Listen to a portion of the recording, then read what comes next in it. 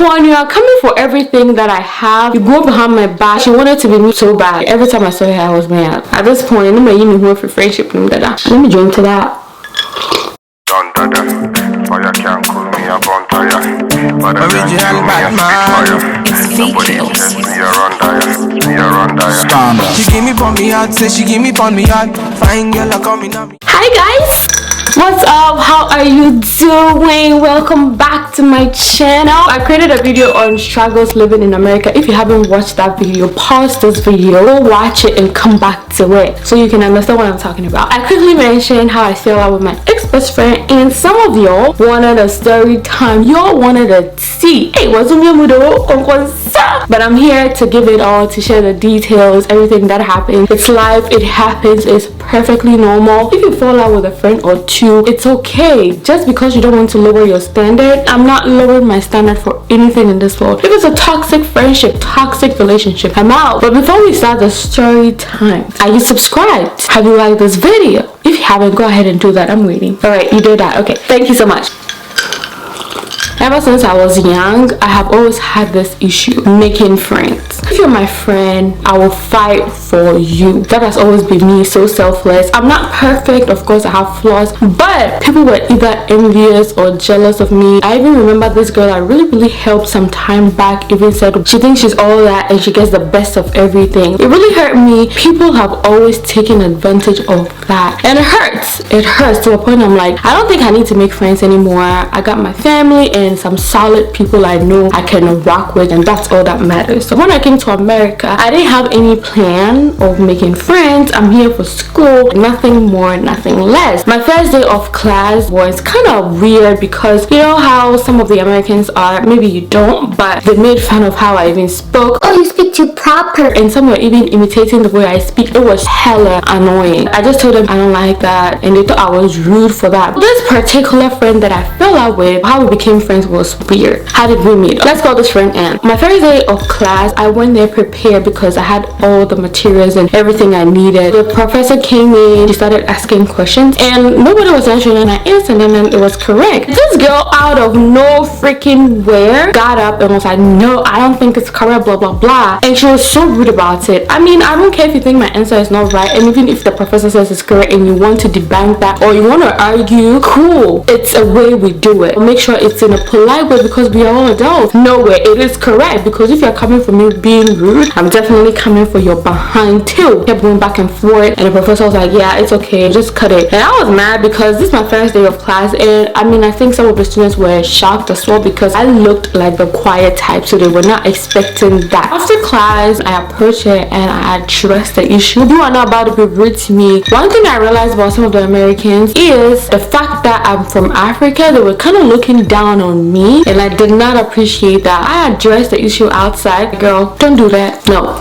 don't ever do that again. If you think you have an issue with me, besides, this is the first time you're meeting me, so why do you think you should have an issue with me? Or if you're in a bad mood before coming to class, hey, keep it there. I just laughed because I could not tolerate her. We had a lot of classes together because we were all biology majors in college, so there were so many classes I was going to meet her. Every time I saw her, I was mad. I remember I was in a physical education class. She approached me and she apologized. They have something called the prayer walk. She came at the right time too because I was dealing with some stuff. The environment, everything was so new to me. So at that point, I was like, oh wow, God, you just brought her at the right time. When it comes to anything prayers, I love God. So that evening, she came to my room and then we all left for the prayer walk, and it was organized by this church. I'm not going to mention that church because there were so many red flags even with that church. When God revealed that church and what it did to me, I'm gone. I can't be in the church that anytime I go there, I'm mad. I'm so pissed. I'm always ready to come home. That's another story time for another day. The first of the prayer walk was very nice. All the people she introduced me to were very sweet. I just found this group and they love God and they talk about God. They talk about their goals, Bible studies. We go to one person's house, we cook, we eat, we laugh, we watch movies. I think it was really fun. I found this community that I belong to now. That's how we started being friends. So whenever she was going to class, she would come to my room or I go to her room, and we became very close because I realized she really loved God. Besides, we all human, we all make mistakes. mistakes. So if she's apologized, I mean, hey, why not? I got to know her mom, she got to know my parents. 30 or something, she started changing sort of. I'm not going to say she didn't help me in so many ways. I did help her in so many ways. My having now then boyfriend, she got to know him, and then I felt like she was kind of changing. She was kind of acting weird. I don't know if it was envy or jealousy. She started making comments like, ooh, I hope I find a boyfriend or a husband like, you know, my husband now. And I was like, red flag. We all know what we want in a man. At that point, she became my best friend. So my husband, then boyfriend, wanted to even help whenever he could. I'm not going to say all the things I did for her because it was a lot. I won't give details into that. The second red flag I saw, my godfather is in Turkey. He's a pastor. She was going through something. She needed a pastor to talk to. So I mean, I was like, you know what? My godfather is a pastor. You can talk to him about anything. He's not going to share with me at all. I don't think he's going to call me and tell me whatever your issues are. I introduced her to other pastors as well because she was dealing with certain things that she needed help with. I gave her my godfather's number. Can you believe it? She went behind my back, called my godfather, telling him, oh, I also want to be your goddaughter. I like your relationship with Jeanette. I want to have that relationship with you. At this point, you are coming for everything that I have. You go behind my back, call my godfather, saying so many things about me, and that was a big red flag. So my godfather called me and asked me if I had issues with my friend. I don't have any issues with her. We are cool. What is going on? He didn't even tell me because he's a man of God. He was like, you know what? Make sure you guys are good, and if there's any problem, because she called me complaining about something about you. Wait, what? I don't even have any issues with her. So I went to her and I was like, wait, do we have any issues? He called my girlfriend complaining about something. He thinks there's an issue between us. So that's why he called me, because he thought he could settle something going on between you and I. Apparently there's nothing going on between you and I. So you say all these things about me, which he didn't even tell me what it was. So you're going to make me look bad. Let me drink to that. It really bothered me. So that's when she came out, oh, I didn't say anything, blah blah blah blah. She just told me what it was. We didn't even know there was no issue. I was so pissed, guys, like so freaking pissed. Another thing was the Bible study group that I was part of, they all started acting weird. As a best friend, I feel like you should back me. I mean, I haven't done anything to these people, and even if you think I've done something, you approach me, you ask me, and then I can tell you, because God showed me who these people are and the kind of church they are part of. The church was not of God, period. So God told me to get out of the church. If you think there's a problem, I think you should contact me or talk to me about it. But if you are backing them without asking me what the issue is, then that's another problem. I've already talked about 3 red flags and we haven't even gotten anywhere. And every time she apologized, I'm like, you know, it's fine, I'm not perfect. I was thinking we were cool, but she's probably thinking we have issues. We were roommates for like 3 years and it wasn't the easiest 3 years. As a Ghanaian girl, anytime I came home, I'll make lots of food. Rice, jollof, soup, stews, and then I put in my fridge. We used to share a fridge. What we did was she bought the fridge, like I'll buy the microwave. But I got to a point, this girl literally will intentionally fill up her fridge, and she knows that whenever I'm coming from home, I'm bringing food for you and I, not just me. But to buy fill the fridge, you know, she'll fill up the fridge. Why are you filling up the fridge when you know I'm bringing food? And some of the things don't even have to be in the fridge, but this girl intentionally put in the fridge. I called my husband, I'm like, I'm going to get my own fridge. This is what's going on. I have to get my own fridge. I remember that day when I came back from home, I put all my food out. I got my own fridge because I'm not about to do that with you. Pack my food in it. I think she wasn't expecting me to go get a new fridge. So the following day, I went to class. Guess what happened? Bye, you know, she didn't go to class. We did most of my food. And then she left dirty dishes, dirty plates, dirty bowls on my fridge, waiting for me, her maid, to come and clean the dishes. My father wanted and I didn't spare her. I gave it to her. You ate my food without my permission. I don't care, it's just food. You put dirty dishes on my own fridge that I bought yesterday. Pick those bowls up and go clean it immediately, because what the hell? I took so much from her. I'm not saying we didn't have our good days. I'm not saying I was the perfect friend. No, I had to end the friendship. So that should tell you something. So another time, yeah, you know how Ghana for you play jokes, we crack jokes, we laugh. It wasn't even a big deal. I don't even remember what the joke was about. And I made a joke. She always makes jokes about me, about my country, about how I pronounce things, because Americans pronounce things differently from Ghanaians. This girl used to make fun of the way I pronounce things, and I didn't care. She used to laugh at my accent sometimes. I didn't care. I took all of it, and one time I made a funny joke. This girl got so offended. She didn't even talk to me for 2 days. She sent me a message. We're in the same room, but she sent me a message. I need to have a conversation with you. You haven't spoken to me for 2 days, 2 freaking days. You are literally ignoring me, because I'm cry. You ignore me, and now you're coming to tell me this nonsense.